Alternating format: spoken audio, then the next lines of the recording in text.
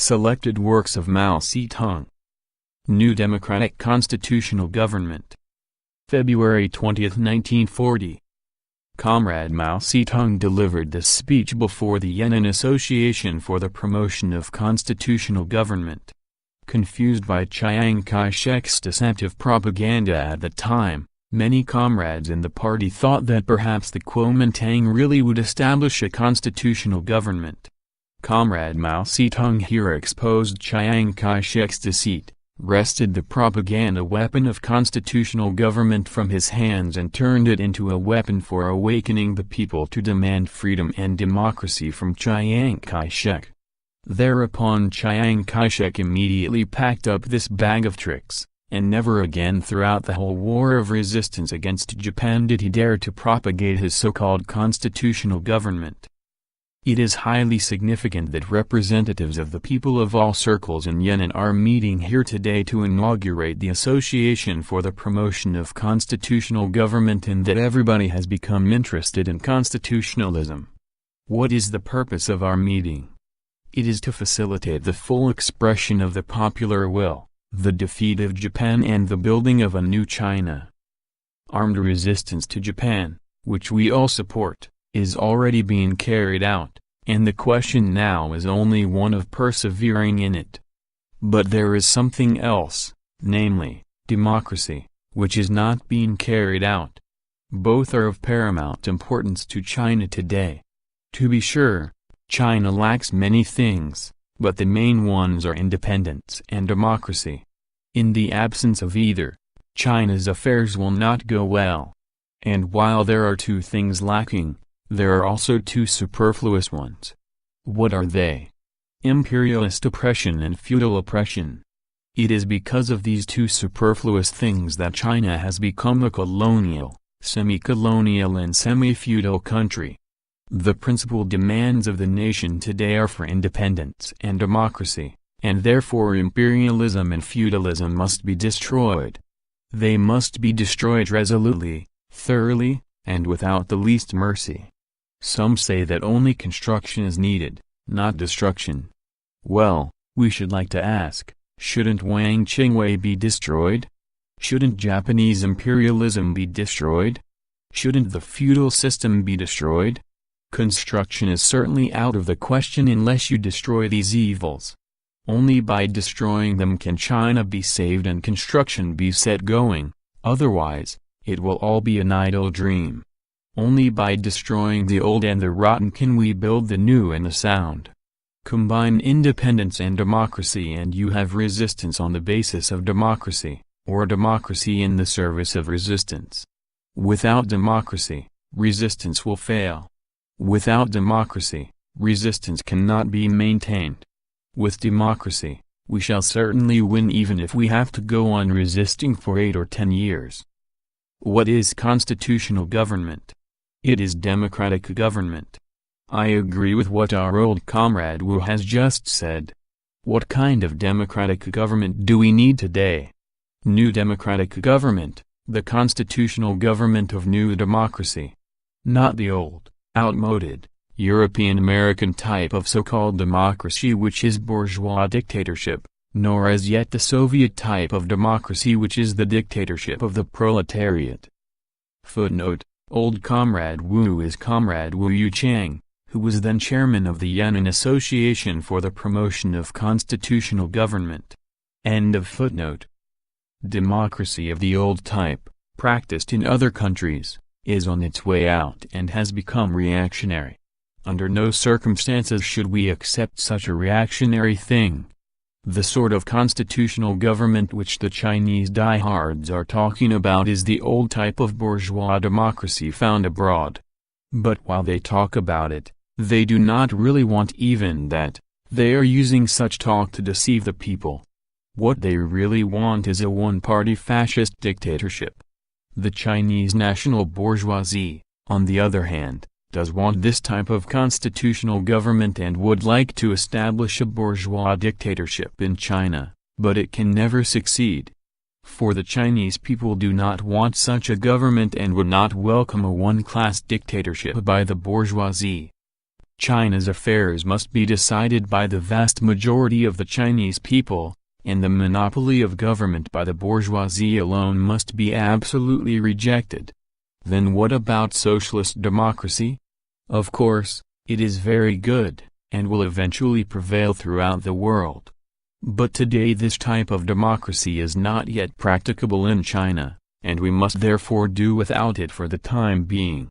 Not until certain conditions are present will it be possible to have socialist democracy. The kind of democratic government we need today is neither democracy of the old type nor yet democracy of the socialist type, but new democracy which is suited to the conditions of present-day China. The constitutional government to be promoted is new democratic constitutional government. What is new democratic constitutional government? It is the joint dictatorship of several revolutionary classes over the traitors and reactionaries. Someone once said, "If there's food, let everyone share it." I think this can serve to illustrate new democracy. Just as everyone should share what food there is, so there should be no monopoly of power by a single party, group or class. This idea was well expressed by Dr. Sun Yat-sen in the manifesto of the First National Congress of the Kuomintang.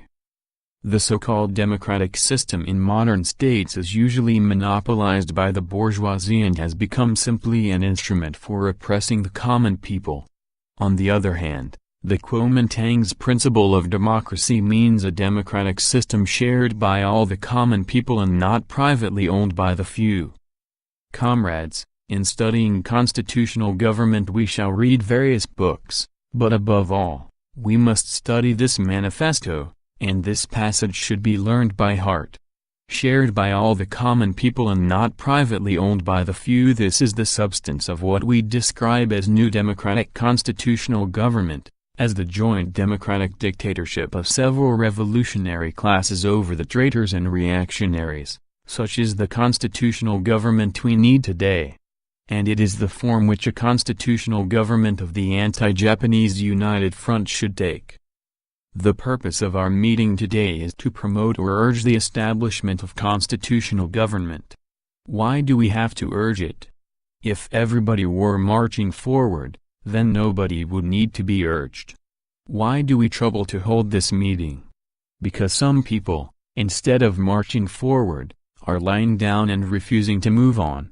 Not only do they refuse to move forward, they actually want to go back.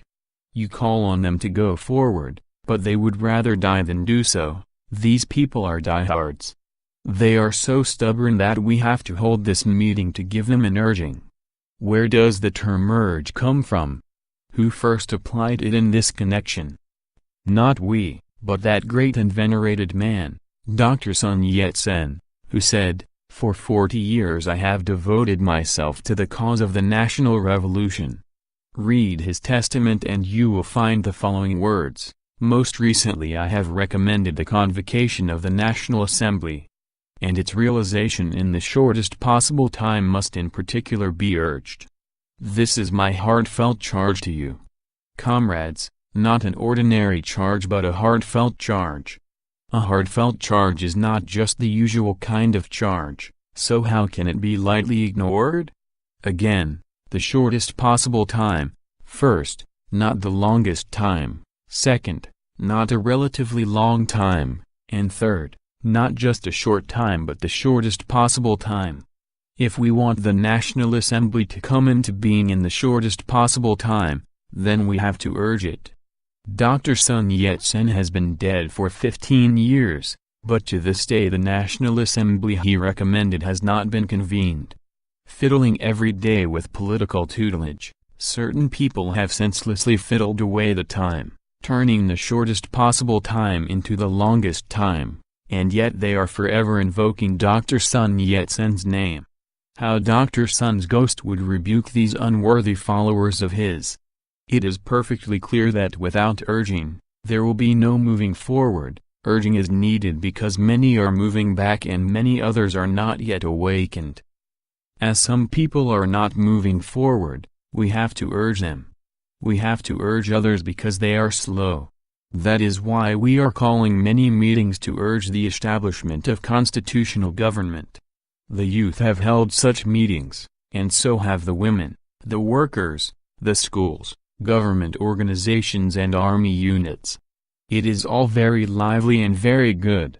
And now we are holding this general meeting for the same purpose, so that all of us can go into action to urge the speedy enforcement of constitutional government and the immediate application of Dr. Sun Yat-sen's teachings. Some say, you are in Yenan while those people are in various other places. What is the use of your urging them if they take no notice? Yes, there is some use. For things are moving and they will have to take notice. If we hold more meetings, write more articles, make more speeches and send more telegrams, they will find it impossible not to take notice.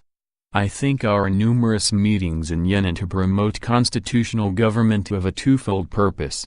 One is to study the problem and the other is to push people forward. Why do we have to study?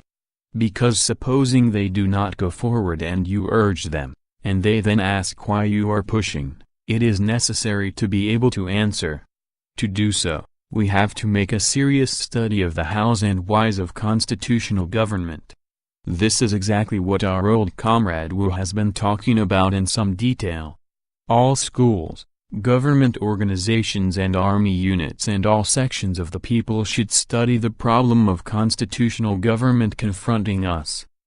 Once we have studied it, we can push people forward.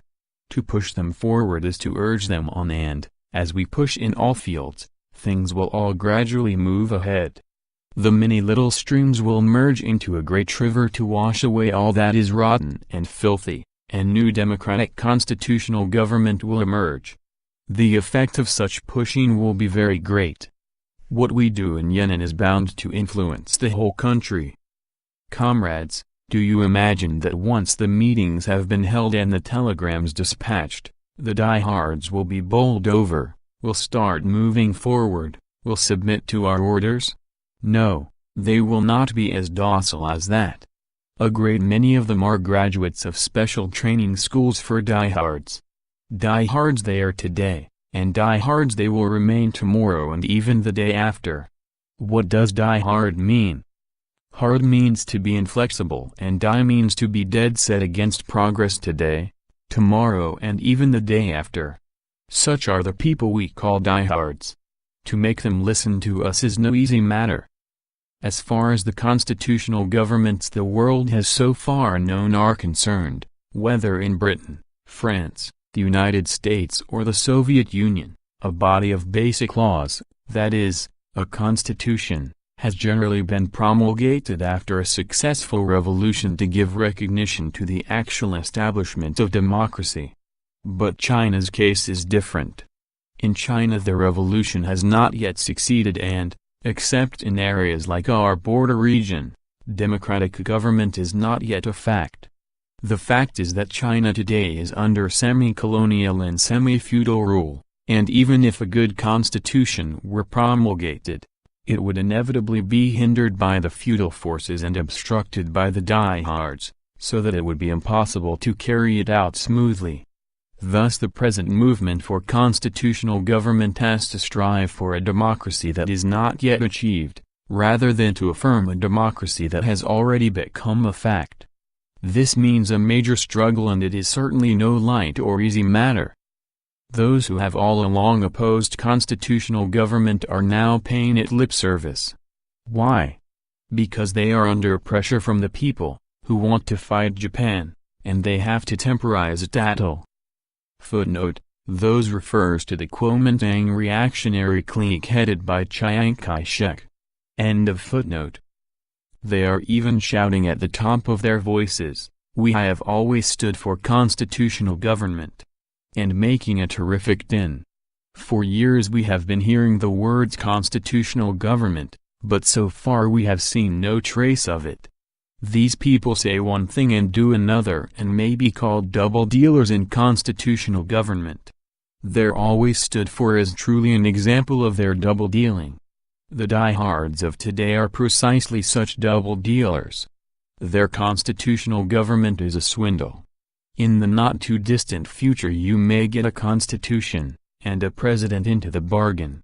But as for democracy and freedom, heaven alone knows when they will give you that. China has already had a constitution. Did not Cao Kun promulgate one? Footnote: in 1923 Cao Kun, a big northern warlord, had himself elected president of the republic by bribing 590 members of parliament with $5,000 silver each. He then promulgated a constitution, which came to be known as the Cao Kun Constitution or the Constitution of Bribery. End of footnote. But where were democracy and freedom to be found? As for presidents, there have been a number of them. The first, Sun Yat-sen, was good, but he was edged out by Yuan Shikai. The second was Yuan Shikai, the third Liu Anhung, the fourth Feng Kuo-chang and the fifth Xu Shichang. Footnote: Liu Anhung was originally commander of a brigade in the armed forces of the Qing dynasty. He was compelled by his officers and meant to side with the revolution during the Wukang uprising in 1911 and was made military governor of Hubei province. He later became vice president and then president of the republic under the regime of the northern warlord clique. Feng Kuo-chang was one of Yuan Shikai's underlings. After Yuan's death, he became the leader of the Chili, Hopei, group of the northern warlord clique. In 1917 he got rid of Li Yuanhung and became president himself. Xu Shichang was a politician in the service of the northern warlord clique. He was elected president in 1918 by the parliament controlled by Chiang Kai-shek. End of footnote. Indeed a great many, but were they any different from the despotic emperors? Both the constitution and the presidents were fakes. At the present time the so-called constitutional and democratic governments of countries like Britain, France and the United States are in fact man-eating governments. The same is true of Central and South America where many countries display the Republican signboard but in fact have no trace of democracy. Similarly with China's present-day diehards. Their talk of constitutional government is only selling dog meat under the label of a sheep's head. They display the sheep's head of constitutional government while selling the dog meat of one-party dictatorship. I am not attacking them groundlessly, my words are well-founded, because for all their talk about constitutional government they do not give the people a particle of freedom. Comrades, real constitutional government will never come easily, it can only be obtained through hard struggle. Therefore you must not expect that it will come immediately after we have held our meetings, sent our telegrams and written our articles. Nor must you expect that once the People's Political Council passes a resolution. Footnote: the People's Political Council was a mere advisory body reluctantly set up by the Kuomintang government after the outbreak of the anti-Japanese war. The members were all invited by the Kuomintang government.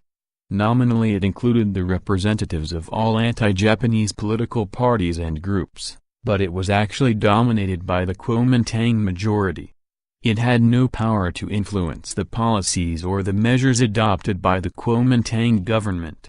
As Chiang Kai-shek and the Kuomintang became more and more reactionary, the number of Kuomintang and other reactionaries on the council increased while the number of Democrats decreased and their freedom of speech was severely curtailed, until the council increasingly became a mere tool of Kuomintang reaction.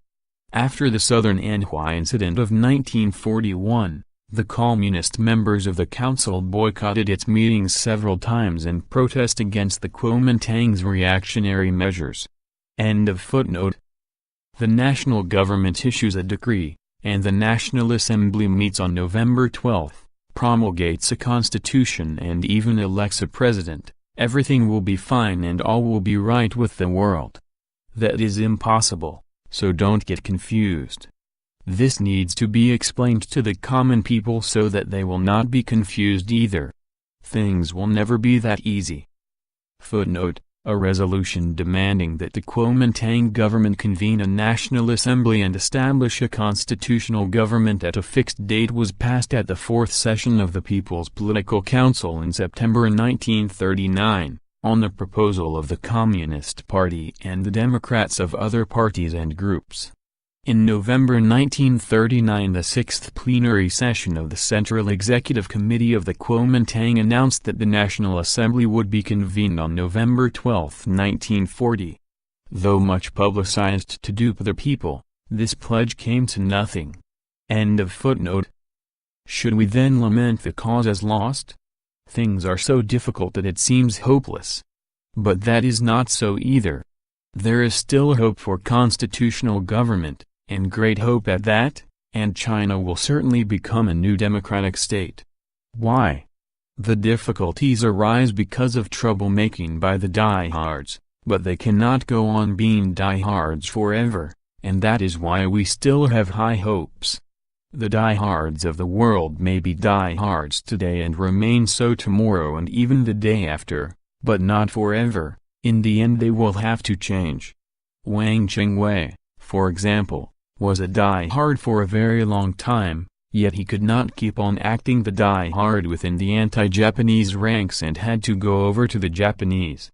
Chiang Kai-shek, to take another example, was also a diehard for a very long time, but he, too, took to his heels after we held a number of meetings and struggled repeatedly against him.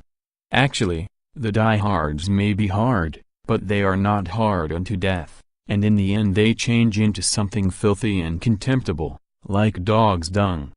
Some change for the better, and that is also the result of our repeated struggles against them. They come to see their mistakes and change for the better. In short, diehards do change eventually. They always have many schemes in hand, schemes for profiting at others' expense, for double-dealing, and so on. But they always get the opposite of what they want. They invariably start by doing others harm but end by ruining themselves. We once said that Chamberlain was lifting a rock only to drop it on his own toes, and this has now come to pass. Chamberlain had set his heart on using Hitler as the rock with which to crush the toes of the Soviet people, but since that September day last year when war broke out between Germany on the one side and Britain and France on the other, the rock in his hands has fallen on his own toe. To this day he is still smarting from it. Similar instances abound in China. Yuan Shikai wanted to crush the toes of the common people but in the event hurt himself, and he died just a few months after becoming emperor. Footnote: Yuan Shikai proclaimed himself emperor on December 12, 1915, but was forced to give up the title on March 22, 1916. End of footnote. To Ankai-zhu, Xu Shichang, Cao Kun, Wu Peifu and all the rest wanted to repress the people, but finally they were all overthrown by the people. Whoever tries to profit at others' expense will come to no good end. I think that, unless they move forward, the anti-communist diehards of today can be no exception to this rule. On the high-sounding pretext of unification, they are planning to liquidate the progressive Shensi-Kansu-Ningxia border region, the progressive 8th Route and New 4th Armies, the progressive Communist Party and mass organizations. They have any number of schemes of this sort. But I believe the outcome will be not the liquidation of progress by diehardism but the liquidation of diehardism by progress. Indeed, to escape liquidation the diehards have no alternative but to move forward. Hence we have often advised them not to attack the 8th Route Army, the Communist Party and the border region. If they must, they had better make a resolution starting as follows: determined as we are to liquidate ourselves and provide the Communist Party with ample opportunity to expand, we, the diehards, assume the responsibility for attacking the Communist Party and the border region. The diehards have had plenty of experience in suppressing the communists, and should they now want to have another go, they are free to do so. If after eating their fill and having a good sleep, they feel like doing some suppression, that is up to them. However, they must be prepared for the above resolution to go into effect, for it is unalterable. The suppression of the Communists in the past 10 years invariably turned out in conformity with this resolution. Any further suppression will also conform to it. Hence I advise them not to go in for suppression. For what the whole nation wants is not suppression of the Communists but resistance, unity and progress. Therefore, anyone who tries to suppress the Communists is bound to fail. In short, retrogression eventually produces the reverse of what its promoters intend. There is no exception to this rule either in modern or in ancient times, in China or elsewhere. The same is true of constitutional government today. If the diehards keep on opposing it, the result will certainly be the reverse of what they intend.